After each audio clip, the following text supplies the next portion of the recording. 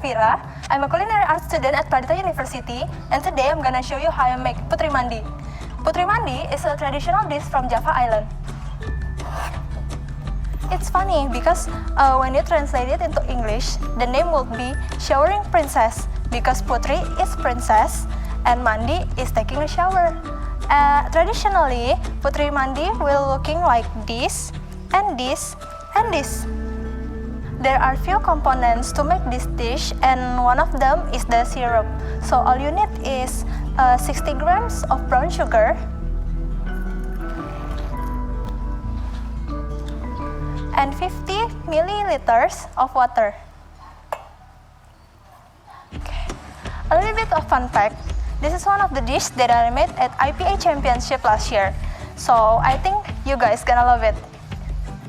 Just stir it until it well combined and get into the consistency that you like. So this is the consistency that you want.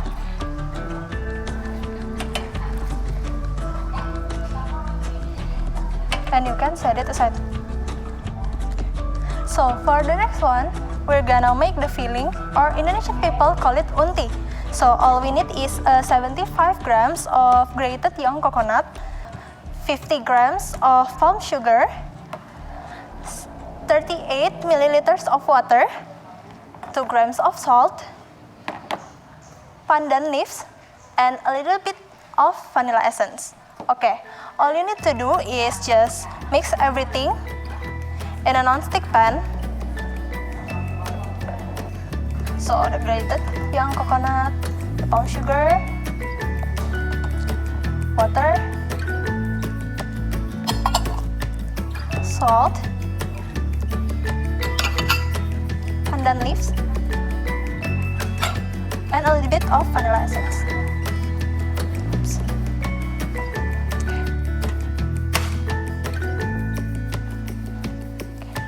So just mix it all together. And somehow the coconut will release some liquid, but don't worry, just mix it until it becomes dry, and the coconut will absorb the water and the sugar.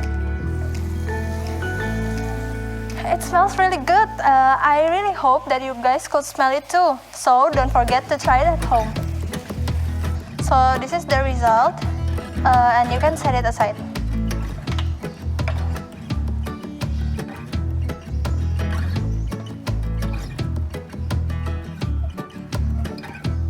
So we need to cool it down first before we're going to the next step.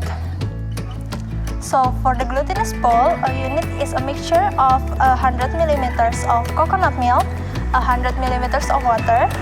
Just mix it all together. And then you also need 50 grams of purple sweet potato. You need to steam it first until it's soft. And then to make the glutinous bowl look more appealing, you can add a little amount of food coloring.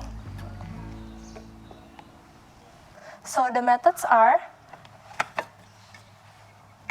first, put the purple sweet potato into the food processor, and then you can add the liquid.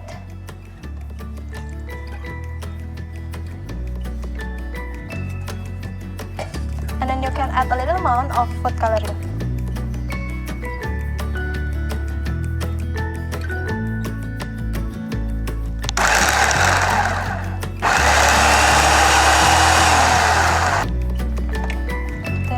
Add a little bit more.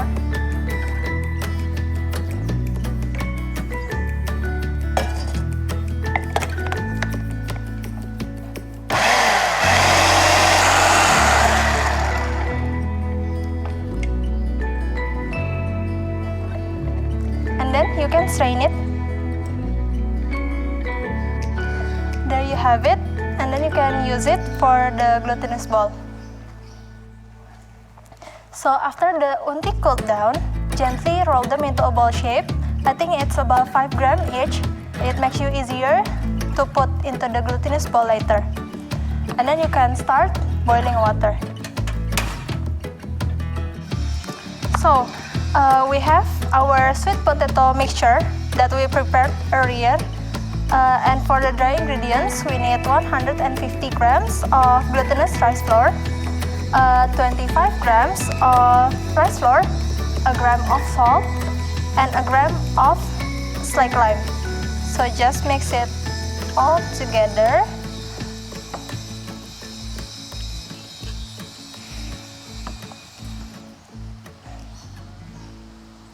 And then put on gloves. And you can start to mix it together with your hand.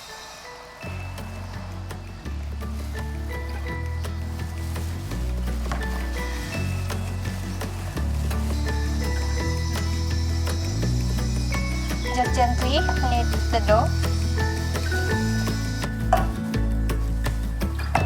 Just keep doing that.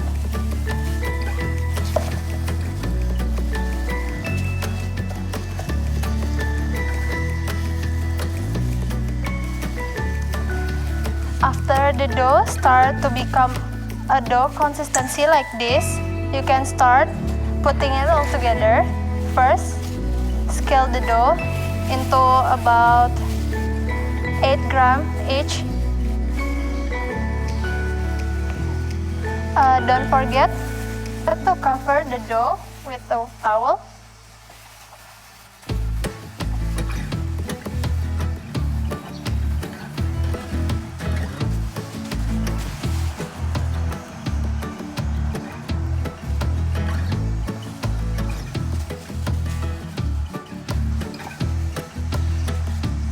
So now we're gonna fill the dough with the unti.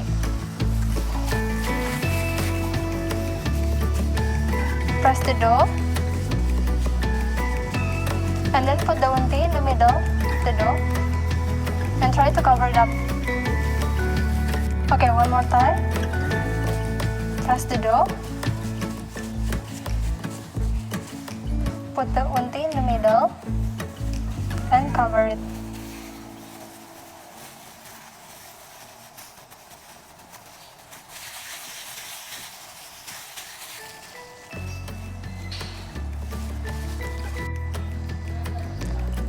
So after all the dough is filled with unti, all you need is strainer and a bowl covered with cling wrap. Then just put the glutinous ball into a hot boiling water.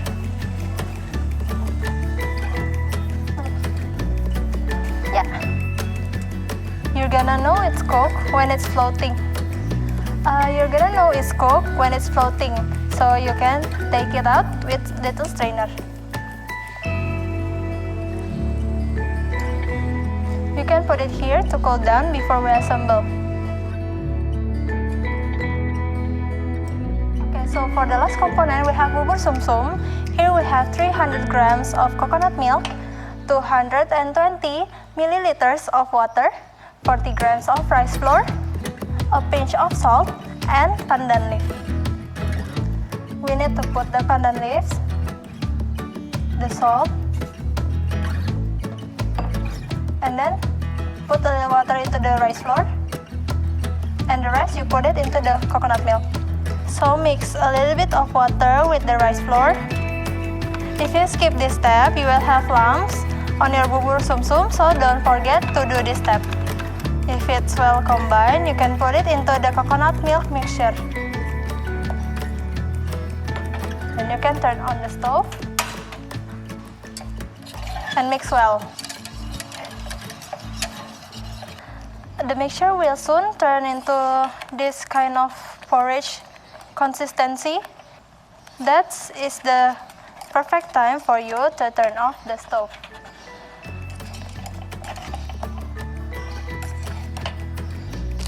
So you're gonna need a piping bag and a cup, so it's easier for you to pour the bubur sumsum into the piping bag.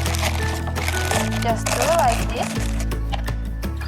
Then pour enough amount into the piping bag. You need to tie it up and set it aside. Okay, so now it's time for the assemble. First, we need the brown sugar syrup from earlier. We need about a teaspoon or maybe a half of tablespoon.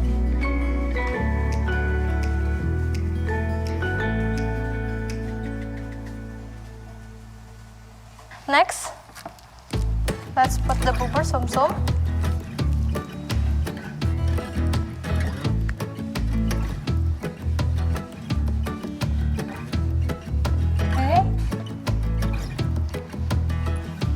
Okay, next, let's put our glutinous ball.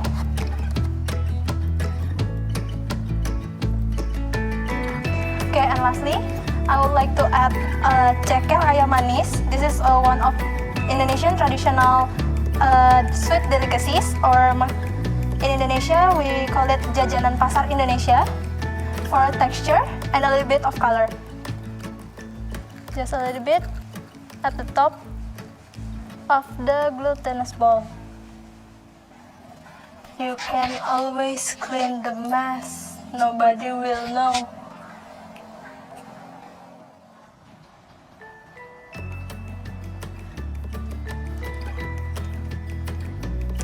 And there we have it, Putri Mandi, or should we call it showering princess? Okay, for the taste itself, it's gonna be sweet from the brown sugar syrup. It's gonna be a little bit of salty and a coconut flavor from the bubur sum-sum. And for the glutinous ball itself, it's gonna be chewy and sweet from the unti. And the additional ceker ayam manis, it's gonna give you a crunchy texture, perfect to complement the dish.